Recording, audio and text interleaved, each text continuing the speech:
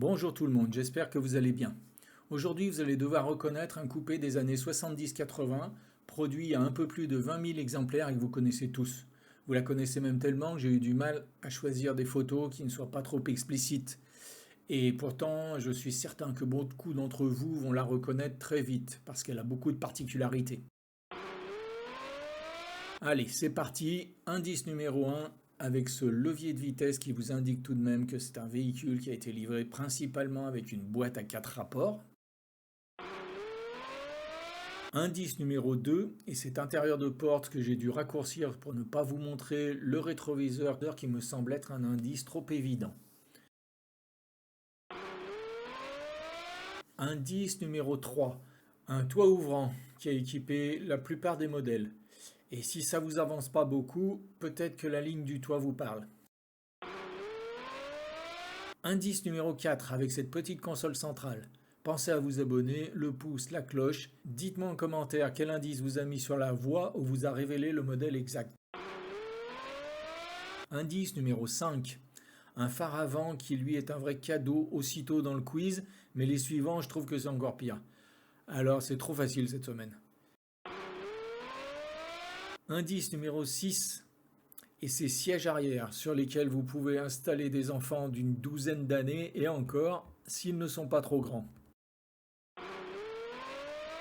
Indice numéro 7 et une grille de coffre qui elle aussi est un vrai cadeau. Quelle voiture dans les années 70 avait une grille pareille sur le coffre arrière?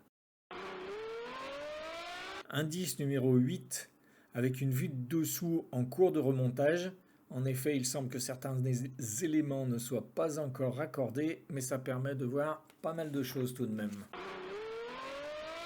Indice numéro 9 avec cette énorme bouche d'entrée d'air qui contient un filtre à air de la taille d'une petite mallette.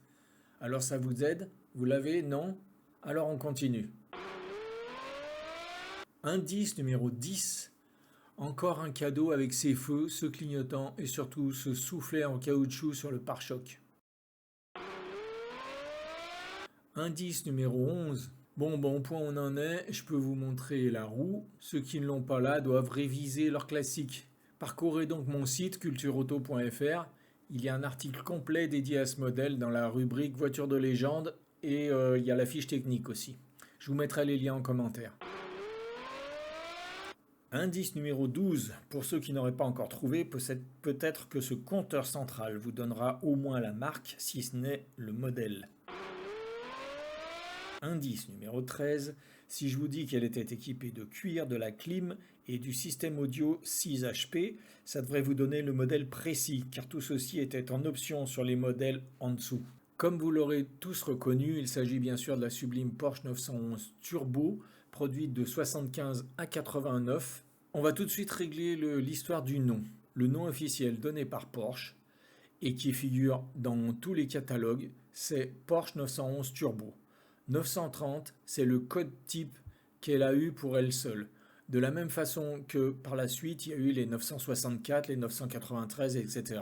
Sauf qu'elle, elle a été la seule à avoir ce code. Ce qui fait que les connaisseurs l'ont vite appelée la Porsche 930, qui a dérivé en Porsche 930 Turbo pour que les moins connaisseurs comprennent de quoi il parlait.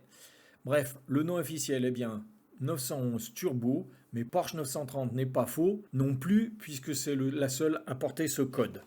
Vous avez eu le temps de l'admirer, alors je vous donne quelques caractéristiques mécaniques. Alors ça a été des cylindrés de 3 litres à 3 litres 3 qui les livraient de 260 à 300 chevaux pour un couple de 350 à 412 mètres-newtons. Elle a été équipée d'une boîte 4 rapports sur quasiment toute sa carrière de 1975 à 1989. C'est seulement en 1989, la dernière année, qu'une boîte 5 a été installée sur les tout derniers modèles. Alors, le décalage entre l'accélération au pied et le déclenchement du turbo KKK était tel que beaucoup continuaient d'accélérer ne trouvant pas l'effet coup de pied aux fesses. Mais quand il arrivait, ils avaient intérêt à avoir les roues avant bien droites. D'ailleurs,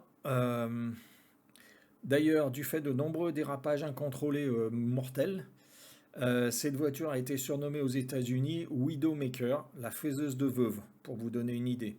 Voilà, c'est fini pour aujourd'hui. Bonne semaine tout le monde et à samedi prochain.